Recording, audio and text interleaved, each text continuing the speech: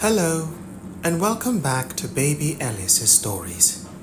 We now return to Men at Arms by Terry Pratchett. Part 2.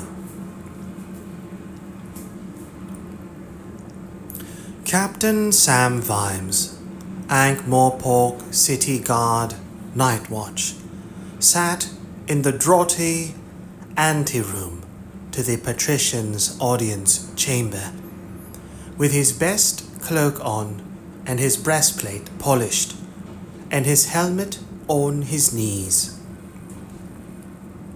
He stared woodenly at the wall. He ought to be happy, he told himself, and he was, in a way, definitely, happy as anything. He was going to get married in a few days. He was going to stop being a guard. He was going to be a gentleman of leisure. He took off his copper badge and buffed it absent-mindedly on the edge of his cloak. Then he held it up so that the light glinted off the patinate surface. Patinate. AMCW number 177. He sometimes wondered how many other guards had the badge before him. Well, now someone was going to have it after him. This is Ankh-Morpork, City of 1,000 Surprises, according to the Guild of Merchants guidebook. What more need be said? A sprawling place, home to 1 million people, greatest of cities on the Discworld, located on either side of the river Ankh. A waterway so muddy that it looks as if it is flowing upside down. And visitors say, "How does such a big city exist? What keeps it going? Since it's got a river you can chew. Where does the drinking water come from? What is, in fact, the basis of its civic economy? How come it, against all probability, works?" Actually, visitors don't often say this. They usually say things like, "Which way to the young ladies, right?" But if they started thinking with their brains for a little while, that's what they'd be thinking. The patrician of Ankh-Morpork sat back on his austere chair. Austere. Austere, severe or strict in manner, attitude or appearance. Austere. The patrician of Ankh-Morpork sat back on his austere chair, with the sudden bright smile of a very busy person at the end of a crowded day, who suddenly found in his schedule a reminder saying, 7 o'clock to 7:05. Be cheerful and relaxed and a people person. "Well, of course, I was very saddened to receive your letter, Captain."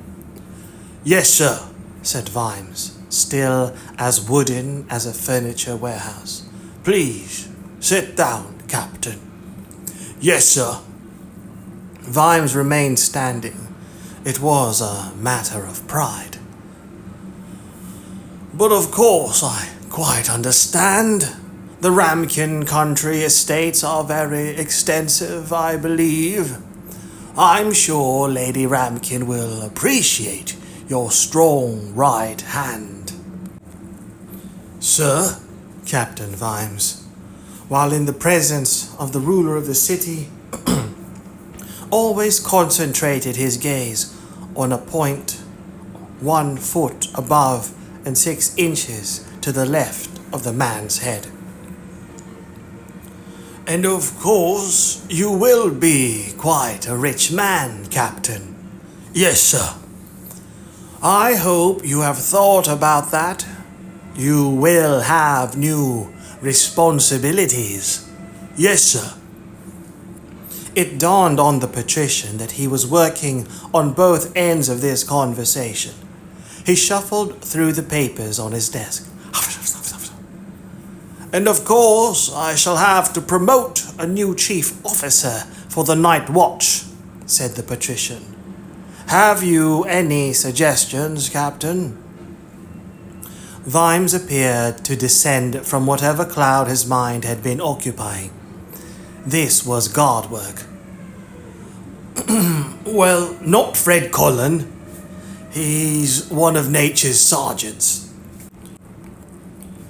Sergeant Cullen, Ankh-Morpork City Guard Night Watch, surveyed the bright faces of the new recruits. He sighed. He remembered his first day. Old Sergeant Wimbler. What a tartar. Tongue like a whiplash. If the old boy had lived to see this. What was it called? Oh, yeah. Affirmative Action Hearing Procedure or something. Silicon Anti-Defamation League had been going on at the patrician. And now... "Try it one more time, Lance-constable Detritus," he said. "The trick is, you stops your hand just above your ear. Now just get up off the floor and try saluting one more time. Now then, Lance-constable Cuddy." "Here." "Where?" "In front of you, Sergeant." Cullen looked down and took a step back. The swelling curve of his more than adequate stomach moved aside to reveal the upturned face of Lance-constable Cuddy, with its helpful, intelligent expression and one glass eye. "Oh, right. I'm taller than I look." "Oh, gods," thought Sergeant Cullen warily. "Add 'em up and divide by 2, and you've got 2 normal men. Except normal men don't join the guard. A troll and a dwarf, and that ain't the worst of it." Vimes drummed his fingers on the desk. "Thrt, thrt, thrt. Not Cullen, then," he said. "He's not as young as he was. Time he stayed in the watch house, keeping up the paperwork. Besides, he's got a lot on his plate." "Sergeant Cullen has always had a lot on his plate, I should say," said the patrician. "With the new recruits, I mean," said Vimes, meaningfully. "You remember, sir? The ones you told me I had to have," he added in the privacy of his head. They weren't to go in the day watch, of course, and those bastards in the palace guard wouldn't take them either. Oh no, put 'em in the night watch, because it's a joke anyway, and no one'll really see 'em. No one important anyway." Vimes had only given in because he knew it wouldn't be his problem for long. It wasn't as if he was speciesist, he told himself, but the watch was a job for men. "How about Corporal Nobbs?" said the patrician. "Nobby?" They shared a mental picture of Corporal Nobbs. No. "Then, of course there is," the patrician smiled, "Corporal Carrot, a fine young man, already making a name for himself, I gather." "That's true," said Vimes. "A further promotion opportunity, perhaps. I would value your advice." Vimes formed a mental picture of Corporal Carrot. "This," said Corporal Carrot, "is the Hubward's Gate to the whole city, which is what we guard." "What from?" said Lance-constable Angua, the last of the new recruits. Oh, you know, barbarian hordes, warring tribesmen, bandit armies, that sort of thing. What? Just us? Us? Oh no! That'd be silly, wouldn't it? No, if you see anything like that, you just ring your bell as hard as you like. What happens then? Sergeant Colin and Nobby and the rest of them will come running along just as soon as they can. Lance-constable Angua scanned the hazy horizon. She smiled. Carrot blushed. Constable Angua had mastered saluting first go. She wouldn't have a full uniform yet, not until someone had taken let's face it, a breastplate along to old Remit the armorer and told him to beat it out really well here and here, and no helmet in the world could cover all that mass of ash blonde hair, but it occurred to Carrot, Constable Angua wouldn't need any of that stuff really. People would be queuing up to get arrested. So what do we do now? She said. Proceed back up to the watch house, I suppose, said Carrot. Sergeant Colin will be reading out the evening report, I expect. She'd mastered proceeding too. It's a special walk devised by beat officers throughout the multiverse. A gentle lifting of the instep, a careful swing of the leg, a walking pace that can be kept up hour after hour, street after street. Lance-constable Detritus wasn't going to be ready to learn proceeding for some time, or at least until he stopped knocking himself out every time he saluted. Sergeant Colin, said Angua. He was the fat one, yes? That's right. Why has he got the pet monkey? Ah, said Carrot. I think it is Corporal Nobbs to whom you refer. It's human? He's got a face like a join-the-dots puzzle. He does have a very good collection of boils, poor man. He does tricks with them. Just never get between him and the mirror. Not many people were on the streets. It was too hot, even for an Ankh-Morpork summer. Heat radiated from every surface. The river slunk sullenly in the bottom of its bed, like a student around 11 a.m. People with no pressing business out of doors lurked in cellars and only came out at night. Carrot moved through the baking streets with a proprietorial air and a slight patina of honest sweat, occasionally exchanging a greeting.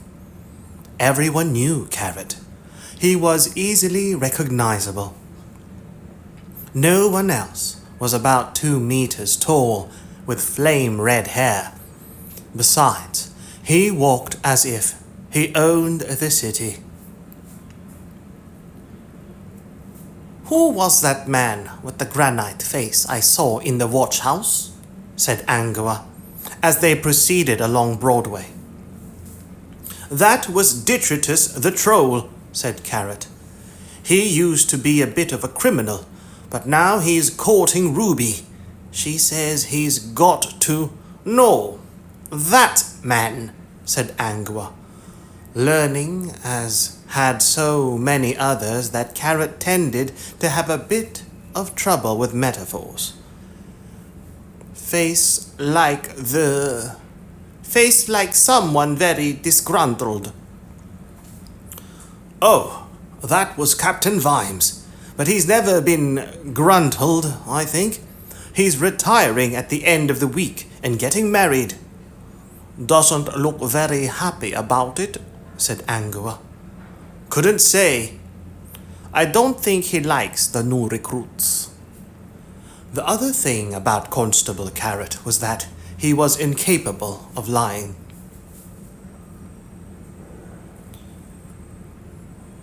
Well, Well, he doesn't like trolls much, he said. We couldn't get a word out of him all day when he heard we had to advertise for a troll recruit, and then we had to have a dwarf. Otherwise, there'd be trouble. I'm a dwarf too, but the dwarves here don't believe it. You don't say, said Angua, looking up at him. My mother had me by adoption. Oh, yes, but I'm not a troll or a dwarf, said Angua sweetly. No, but you're a... Angua stopped. That's it, is it? Good grief. This is the century of the fruit bat, you know? Ye gods! Does he really think like that? He's a bit set in his ways. Congealed, I should think. The patrician said we had to have a bit of representation from the minority groups, said Carrot. Minority groups? Sorry. Anyway, he's only got a few more days. There was a splintering noise across the street. They turned as a figure sprinted out of a tavern and hared away up the street, closely followed, at least for a few steps, by a fat man in an apron. Stop! Stop! Unlicensed thief! Ah, said Carrot. He crossed the road with Angua padding along behind him as the fat man slowed to a waddle. Morning, Mr. Flannel, he said. Bit of trouble? He took $7 and I never saw no thief license, said Mr. Flannel. What you going to do about it? I pay my taxes. We shall be hotly in pursuit any moment, said Carrot calmly, taking out his notebook. $7, was it? At least 14. Mr. Flannel looked Angua up and down. Men seldom miss the opportunity. Why she got a helmet on? He said. She's a new recruit, Mr. Flannel. Angua gave Mr. Flannel a smile. He stepped back.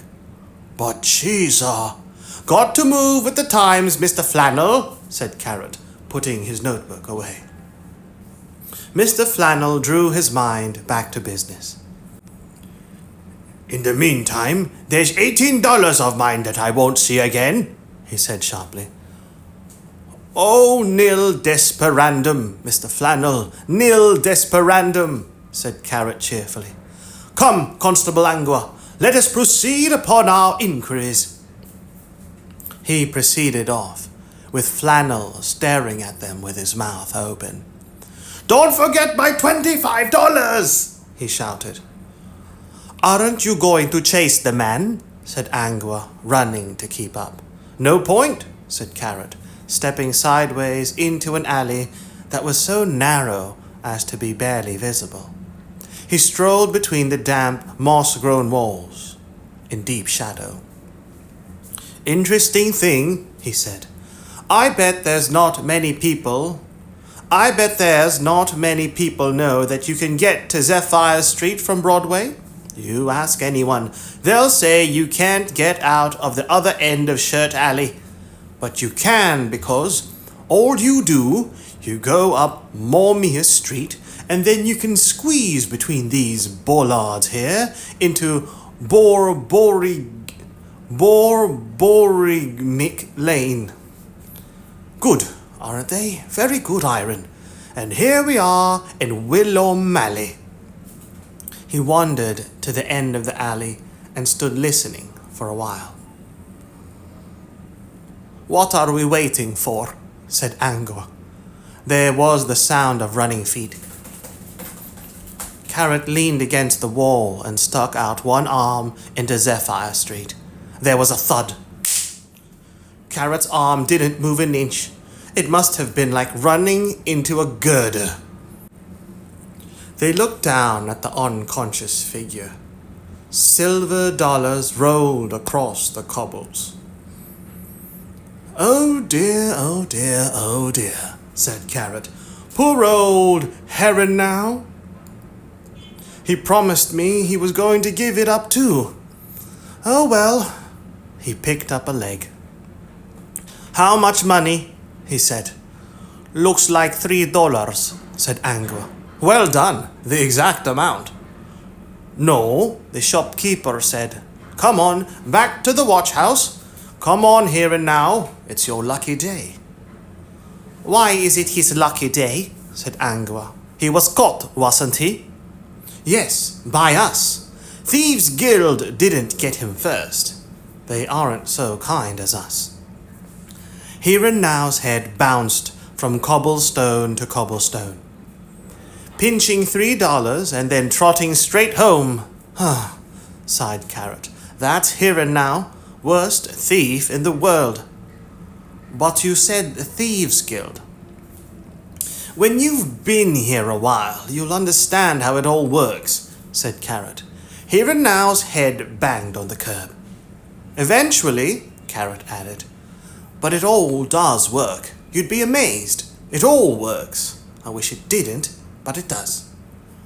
While Here and Now was being mildly concussed on the way to the safety of the Watcher's jail, a Down was being killed.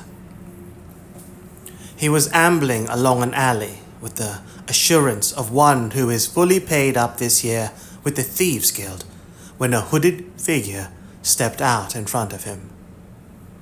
Biano. Oh, hello. It's Edward, right? The figure hesitated. I was just going back to the guild, said Biano. The hooded figure nodded. Are you okay? Said Biano. I'm sorry about this, it said, but it is for the good of the city. It is nothing personal. He stepped behind the clown.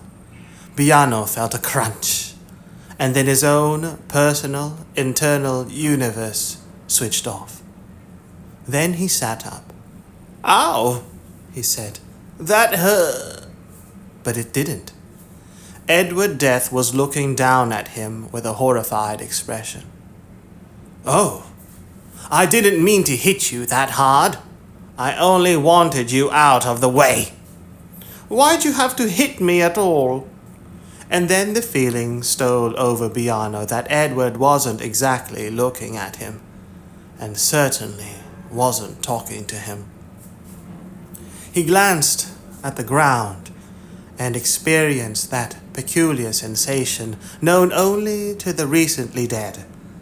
Horror at what you see lying in front of you, followed by the nagging question, so who's doing the looking? Knock, knock. He looked up. Who's there? Death. Death who? There was a chill in the air. Biano waited. Edward was frantically patting his face. Well, what until recently had been his face? I wonder, can we start again? I don't seem to have the hang of this. Sorry, said Biano. I'm sorry, moaned Edward. I meant it for the best. Biano watched his murderer drag the body away. Nothing personal, he said. I'm glad it wasn't anything personal. I should hate to think I've just been killed because it was personal. It's just that it has been suggested that I should be more of a people person. I mean, why? I thought we were getting on really well. It's very hard to make friends in my job. In your job too, I suppose. Break it to them gently, as it were. 1 minute walking along, the next minute dead. Why? Think of it more as being dimensionally disadvantaged. The shade of Biano the clown turned to Death. What are you talking about? You're dead. Yes, I know. Biano relaxed and stopped wondering too much about events in an increasingly irrelevant world. Death found that people often did, after the initial confusion. After all, the worst had already happened, at least with any luck. If you would care to follow me. Will there be custard pies, red noses, juggling? Are there likely to be baggy trousers? No. Biano had spent almost all his short life as a clown. He smiled grimly under his makeup. I like it. Vimes' meeting with the patrician ended as all such meetings did, with the guest going away in possession of an unfocused yet nagging suspicion that he'd only just escaped with his life. Vimes trudged on to see his bride-to-be. He knew where she would be found. The sign scrawled across the big double gates in Morphic Street said, "Here be dragons." The brass plaque beside the gate said, "The Ankh-Morpork Sunshine Sanctuary for Sick Dragons." There was a small and hollow and pathetic dragon made out of papier-mâché and holding a collection box chained very heavily to the wall, and bearing the sign, "Don't let my flame go out." This was where Lady Sybil Ramkin spent most of her days. She was, Vimes had been told, the richest woman in Ankh-Morpork. In fact, she was richer than all the other women in Ankh-Morpork rolled, if that were possible, into one. It was going to be a strange wedding, people said. Vimes treated his social superiors with barely concealed distaste because the women made his head ache and the men made his fists itch. And Sybil Ramkin was the last survivor of one of the oldest families in Ankh. But they'd been thrown together like twigs in a whirlpool and had yielded to the inevitable. When he was a little boy, Sam Vimes had thought that the very rich ate off gold plates and lived in marble houses. He learned something new. The very, very rich could afford to be poor. Sybil Ramkin lived in the kind of poverty that was only available to the very rich, a poverty approached from the other side. Women who were merely well off saved up and bought dresses made of silk edged with lace and pearls. But Lady Ramkin was so rich she could afford to stomp around the place in rubber boots and a tweed skirt that had belonged to her mother.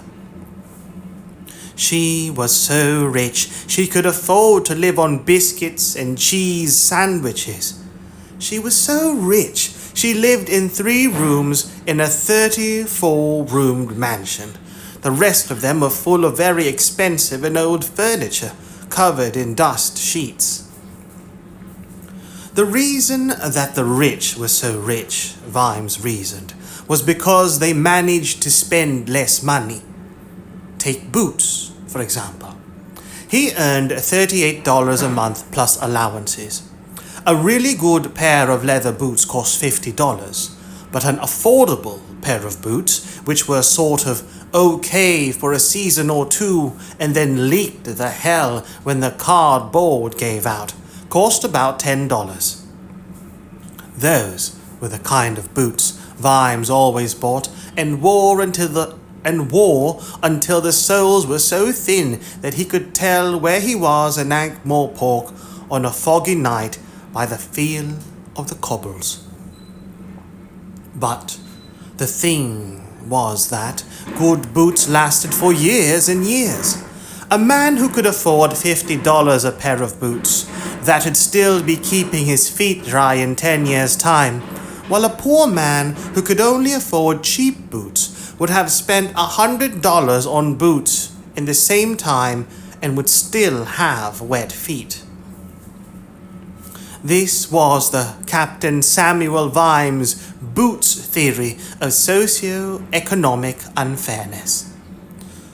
The point was that Sybil Ramkin hardly ever had to buy anything. The mansion was full of this big, solid furniture bought by her ancestors. It never wore out.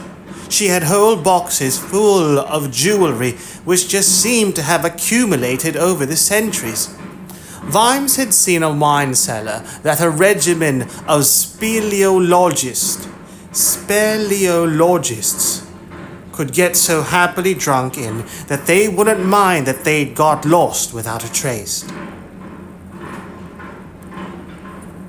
Speleologists. Speleology, the study of exploration of caves. Speleologist. Speleologists. Vimes had seen a wine cellar that a regiment of speleologists could get so happily drunk in that they wouldn't mind that they'd got lost without a trace. Speleologists.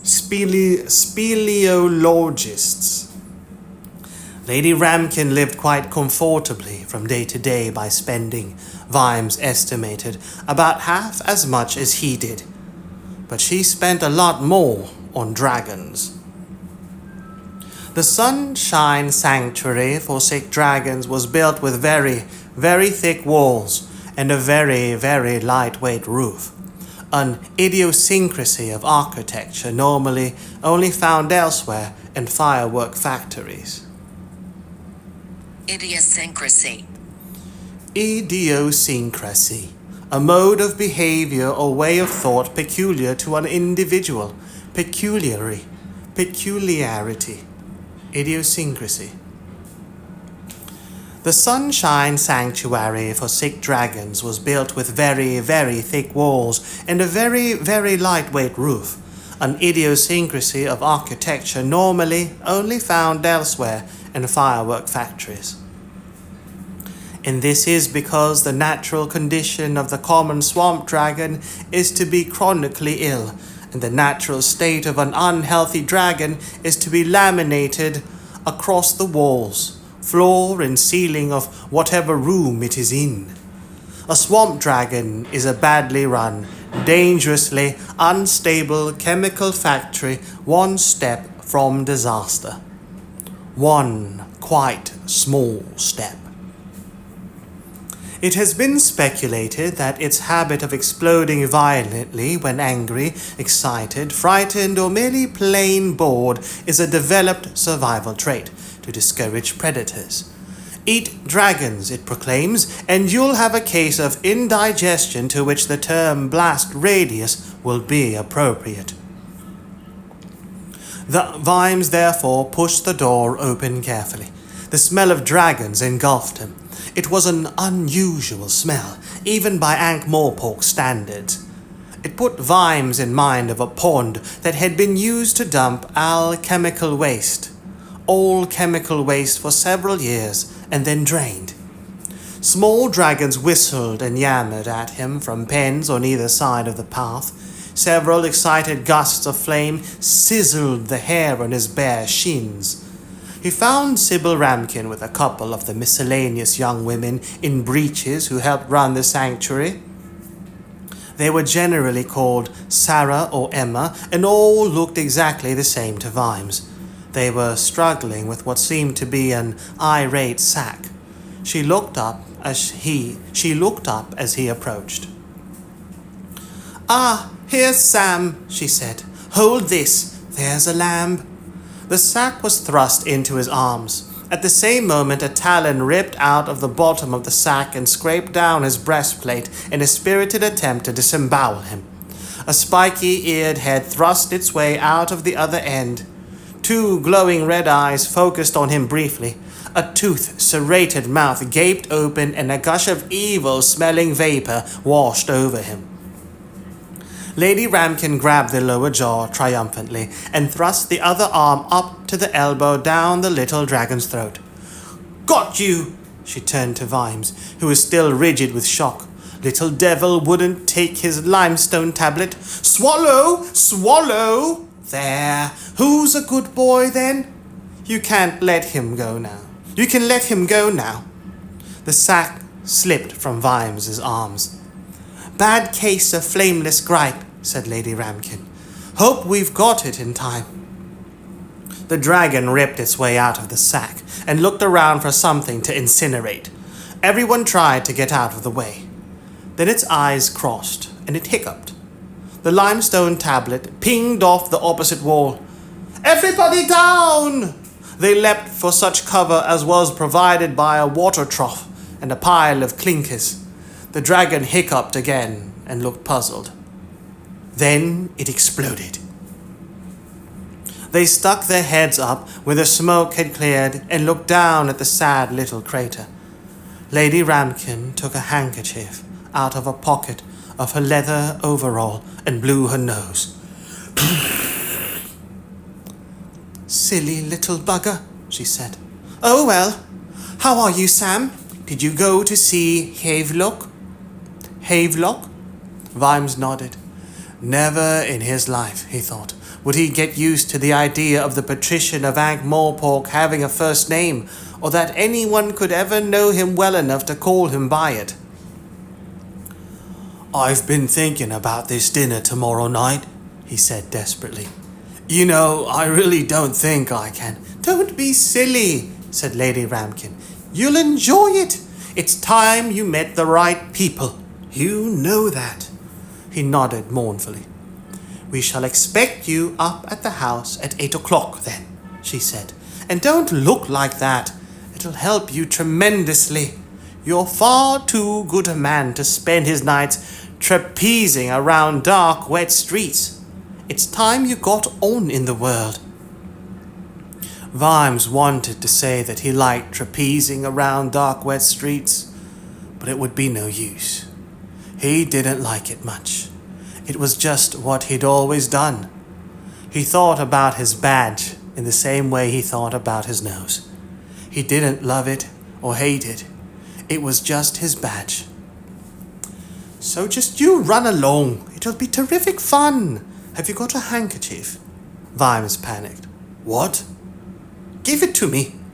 She held it close to his mouth. Spit, she commanded. She dabbed at a smudge on his cheek. One of the interchangeable Emmas gave a giggle that was just audible. Lady Ramkin ignored it. There, she said. That's better. Now off you go and keep this street safe for us all. And if you want to do something really useful, you could find Chubby. Chubby? He's got out of his pen last night. He got out of his pen last night. A dragon? Vimes groaned. Ugh, and pulled a cheap cigar out of his pocket. Swamp dragons were becoming a minor nuisance in the city. Lady Ramkin got very angry about it. People would buy them when they were 6 inches long, and a cute way of lighting fires, and then, when they were burning the furniture and leaving corrosive holes in the carpet, the floor and the cellar ceiling underneath it, they'd be shoved out to fend for themselves. We rescued him from a blacksmith in Easy Street, said Lady Ramkin. I said, my good man, can you use a forge like everyone else? Poor little thing. Chubby, said Vimes. Got a light? He's got a blue collar, said Lady Ramkin. Right, yes. He'll follow you like a lamb if he thinks you've got a charcoal biscuit. Right. Vimes patted his pockets. They're a little bit overexcited in this heat. Vimes reached down into a pen of hatchlings and picked up a small one, which flapped its stubby wings excitedly. It spurted a brief jet of blue flame. Vimes inhaled quickly. Sam, I really wish you wouldn't do that. Sorry. So if you could get young Carrot and that nice Corporal Nobbs to keep an eye out for. No problem. For some reason, Lady Sybil, keen of eye in every other respect, persisted in thinking of Corporal Nobbs as a cheeky, lovable rascal. It had always puzzled Sam Vimes. It must be the attraction of opposites. The Ramkins were more highly bred than a hilltop bakery, whereas Corporal Nobbs had been disqualified from the human race for shoving. As he walked down the street in his old leather and rusty mail, with his helmet screwed on his head and the feel of the cobbles through the worn soles of his boots telling him he was in Acre Alley, no one would have believed that they were looking at a man who was very soon going to marry the richest woman in Ankh-Morpork. Chubby was not a happy dragon. He missed the forge.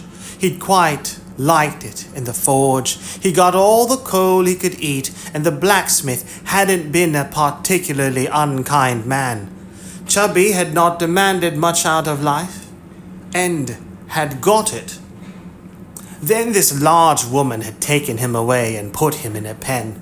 There had been other dragons around. Chubby didn't particularly like other dragons, and people'd given him unfamiliar coal. He'd been quite pleased when someone had taken him out of his pen in the middle of the night. He'd thought he was going back to the blacksmith.